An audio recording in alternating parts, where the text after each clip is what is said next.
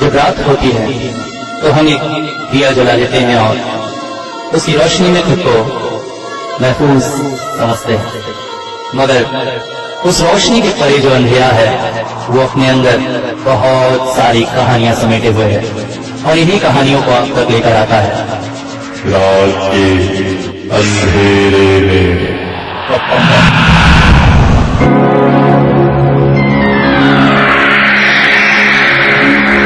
सुनते हो, पिंकी का बुखार तो उतर ही नहीं रहा है। सुनंदा बोल पड़ी। अमित ने कहा, हाँ डॉक्टर साहब ने सारे टेस्ट तो किए हैं, आज शाम को वो बताएंगे। वैसे वायरल तो 4-5 दिन रहता ही है, परेशान होने की कोई बात नहीं है। सुनंदा और अमित और उनका छोटा सा परिवार, उनकी एकमात्र बेटी पिंकी जो पिछले 2-3 दिनों से बुखार से भुगत रही थी। शाम को डॉक्टर साहब ने रिपोर्ट देखकर कहा,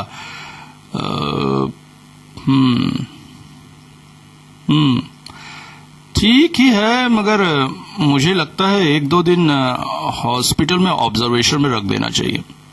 मगर क्यों डॉक्टर साहब? अब टाइफाइड के लक्षण दिख रहे हैं, 1-2 दिन ऑब्जर्वेशन में मेडिसिन देकर छोड़ देंगे। घर में नहीं होगा क्या? अच्छे से सेवा करूंगी मैं उसकी। सुनंदा बोल पड़ी। अरे परेशान मत होइए, हॉस्पिटल में अच्छे से देखभाल होगी, डरिए मत। डॉक्टर के कहने पर पिंकी को हॉस्पिटल में भर्ती कर दिया गया, मगर हॉस्पिटल में इतनी भीड़ थी कि प्राइवेट रूम न मिल सका, इसलिए जनरल लेडीज वार्ड में ही उसे रखना पड़ा। डॉक्टर ने कहा 1-2 दिन में जैसे ही रूम खाली होगा उसे शिफ्ट कर देंगे, या हो सकता है उससे पहले ही डिस्चार्ज मिल जाए। दिन भर सुनंदा उसके पास रहती, मगर रात को अमित ही रुकता। हालांकि उसे रूम के बाहर ही एक बेंच पर सोना पड़ रहा था, मगर रात को अपनी बेटी को छोड़कर वो नहीं रह सकता था। अगले दिन सुबह सुनंदा चली आई। और कैसी है? बहुत बोर लग रहा है, कब छोड़ेंगे मुझे? पिंकी बोल पड़ी। अब आज डॉक्टर आते हैं, बस बात कर लेते हैं और क्या। मगर उस दिन डॉक्टर कहीं बाहर गए हुए थे, इसलिए पिंकी को वहीं रहना पड़ा। और सब कुछ ठीक ही चल रहा था कि मगर दोपहर के समय एक प्रॉब्लम हो गई। पास ही का वार्ड खाली हुआ, जहां से जाती हुई महिला से सुनंदा ने बात की। आप कितने दिन थे आपके पति? 7 दिन तो रखा ही था, बोले थे 1-2 दिन ऑब्जर्वेशन करेंगे, मगर 7 दिन लगा दिए। सुनकर सुनंदा थोड़ी सी डिस्टर्ब हो गई। लगता है पिंकी को भी ओफो, ये हॉस्पिटल में रहना बड़ा मुश्किल लगता है। और दोपहर बाद उस खाली वार्ड में एक पेशेंट को लाया गया, एक 17-18 साल की लड़की, मगर बर्निंग पेशेंट, पूरा शरीर आग में जल गया था। शायद उसने आत्महत्या की कोशिश की थी। सुनंदा चौंक पड़ी, कारण वही रूम खाली न होना। हॉस्पिटल स्टाफ ने कहा कि शाम तक रूम मिल जाएगा और उसे वहां शिफ्ट कर देंगे, मगर सुनंदा भड़क गई। जैसे ही शाम को अमित आया, बोल पड़ी, ये क्या है? इस तरह के पेशेंट को हमारी बेटी के पास रख रहे, तुम हॉस्पिटल वालों से बात करो, हम दूसरे नर्सिंग होम जाएंगे, नहीं रहना है हमें यहाँ, रूम दे देंगे। कहा रूम नहीं दिया, ऐसे पेशेंट को ले आए, कोई रहता है क्या यहाँ? अमित बोल पड़ा, शांत रहो, वो लोग सुन लेंगे, मैं बात करता हूं डॉक्टर से। शाम को जब डॉक्टर आए तो उन्होंने कहा, ठीक है, सब कुछ तो ठीक ही दिख रहा है, कल दोपहर तक इनको डिस्चार्ज कर देते हैं। सुनकर सुनंदा खुश हो गई। पिंकी की सलाइन भी खोल दी गई थी। हाँ, वो आराम से बातें कर रही थी, मगर एक बेड छोड़कर जो प्रॉब्लम उनके सर पर थी वो उसका क्या। वो लड़की हालांकि पूरी तरह से ढक कर रखा गया था उसे, मगर बहुत बुरी तरह से कर रहा रही थी। पिंकी ने माँ से पूछा, माँ उन्हें क्या हुआ है? मैंने कहा तू ध्यान मत दे, बस आज की रात किसी तरह से बताएंगे, कल तेरी छुट्टी हो जाएगी। सुनंदा रात को घर चली गई। अमित हॉस्पिटल में रुक गया। पिंकी सोने की कोशिश करने लगी। रात में अचानक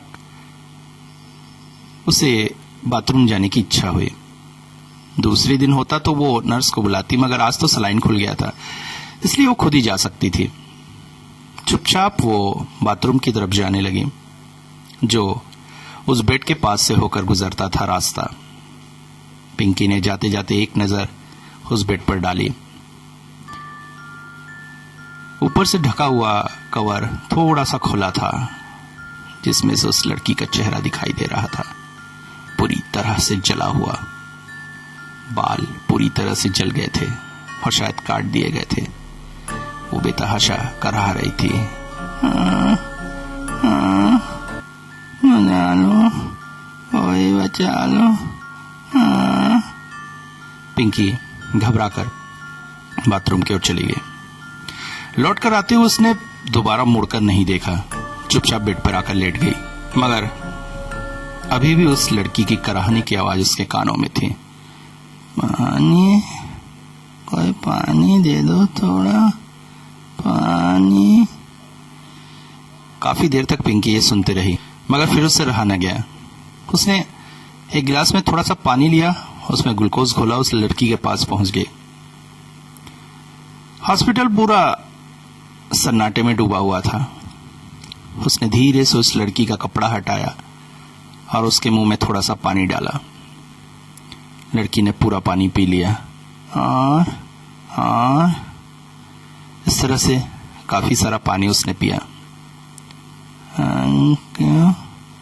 थैंक यू कहते हुए लड़की थोड़ा शांत हुई। पिंकी चुपचाप अपने बेड पर आकर लेट गई। सवेरे अचानक अमित की आवाज आई, अरे पिंकी उठ, कितना सो रही है? अरे बाप रे, देख 9 बज गए, तेरी मम्मी भी आ गई। पिंकी हड़बड़ाकर उठ गई। देखा तो सच में माँ आ गई थी। माँ सामान समेट रही थी। डॉक्टर ने तुझे डिस्चार्ज दे दिया है, चल अब जल्दी से घर जाएंगे। दोपहर करीब 12 बजे टैक्सी आ गई। टैक्सी में बैठते बैठते अचानक पिंकी बोल पड़ी, माँ, वो पास वाले बेड में जो लड़की थी वो बाहर कैसे आ गई है? उसे क्या छुट्टी मिल गई? सुनकर सुनंदा चौंक पड़ी। एक बार मुड़कर उसने हॉस्पिटल की तरफ देखा, मगर कोई नहीं था। अब चल तू बैठ दो। टैक्सी में उसे बैठाकर अपनी बाहों में पकड़े पकड़े सुनंदा घर की ओर वापस आने लगी। वो बार बार मुड़ मुड़ कर पीछे हॉस्पिटल की तरफ देखती थी। आखिर उसकी बेटी ने क्या कहा? पास वाले बेड वाली लड़की, वो तो पिछली रात 2:30 बजे ही मौत के गले लगा चुकी है। उसकी सारी तकलीफ, सारे दर्द खत्म हो गया, वो हॉस्पिटल के बाहर खड़ी है। सुनंदा ने उसे बच्चे के दिमाग का फितूर समझकर भुला दिया। घर आकर पिंकी बहुत खुश थी। बहुत सारी कॉमिक्स पढ़ी उसने और रात को थक कर सो गई। मगर रात में जैसे ही उसकी नींद खुली, उसे एहसास हुआ जैसे कोई उसके पास खड़ा है। उसके सांसों की आवाज वो स्पष्ट सुन सक रही थी। वो चौंक गई।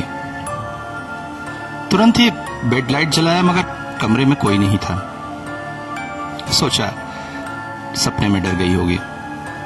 एक बार फिर से सोने की कोशिश करने लगी, मगर उसे एहसास हुआ कि बिस्तर में वो अकेली नहीं है। किसी और के गर्म शरीर का स्पर्श उसे स्पष्ट महसूस हुआ। वो चीख पड़ी, माँ! सुनंदा दौड़कर कमरे में आई। क्या हुआ? लाइट जलाया, मगर कमरे में कोई भी नहीं था। उसने कहा, माँ, मेरे बिस्तर में कोई था। क्या बोल रही है तू? लगता है हॉस्पिटल की थकान गई नहीं है।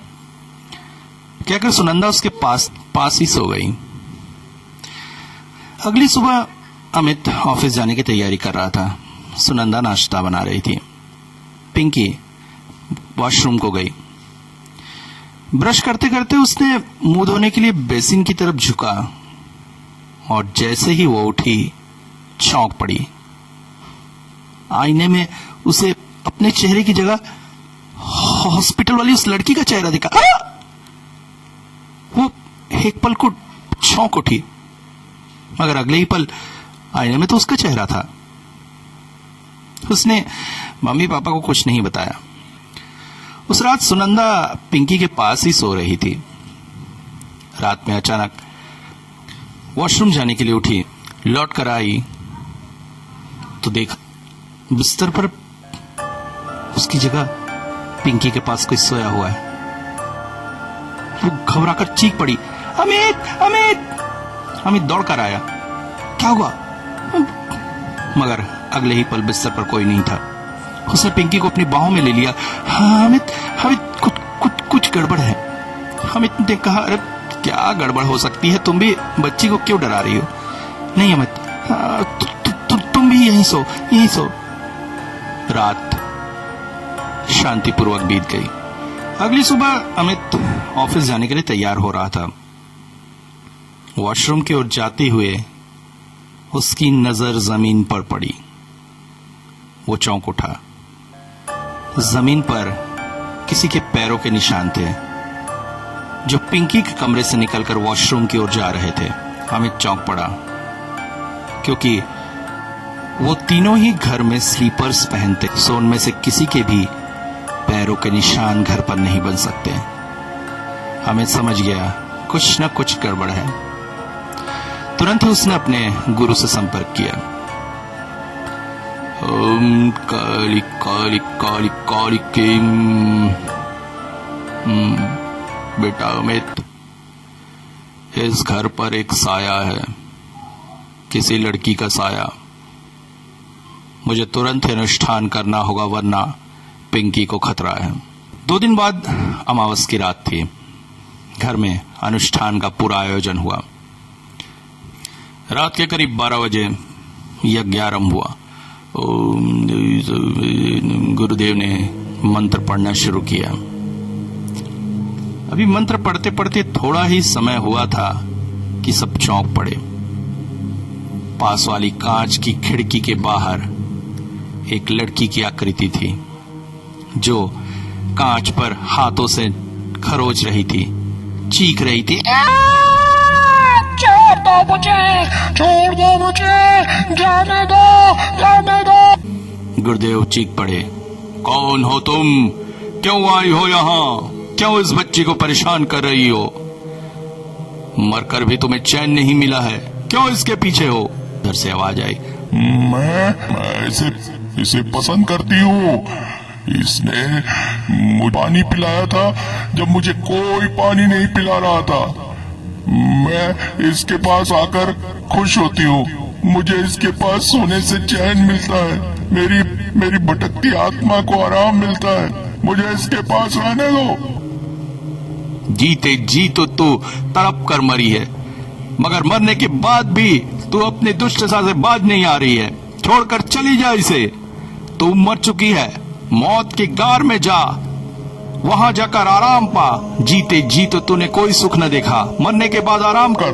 नहीं, मैं इसे छोड़कर नहीं जाऊंगी। वो आत्मा चीख पड़ी। पिंकी फूट फूट कर रोने लगी, माँ से लिपट गई। अचानक वो आत्मा बोली, मुझसे क्यों डरती हो? मैं तुम्हारा कोई नुकसान नहीं करूंगी। मुझे तुम्हारे पास रहने दो।